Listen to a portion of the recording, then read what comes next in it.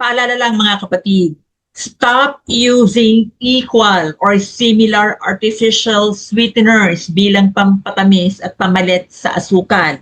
Low carb ka man o hindi, diabetic ka man o hindi, may sakit ka o wala. Hindi po ito healthy substitute sa asukal. Yes, 0 calories siya, pero hindi ibig sabihin nun, 0 ang bad effect niyan sa katawan mo. In fact, it is worse than table sugar. Niloloko niya ng katawan mo, pwede pa rin mag-trigger yan ng mataas na insulin spike, mas lumalakas ang cravings mo sa matamis, at pwedeng maapektuhan ang iyong bituka sa katagalan. So, anong nangyayari? Hindi pa rin nawawala ang visceral fat mo o taba sa internal organs. Hindi ka pa rin pumapayat at hirap kang makawala sa sugar addiction o dependence. Real talk tayo ha, ang fat loss at metabolic issues tulad ng diabetes, hypertension at kung ano pa is hormonal. Hindi yan calories. Kaya kung sasabihin nila na 0 calories ang sugar na to, no, it's not as simple as that.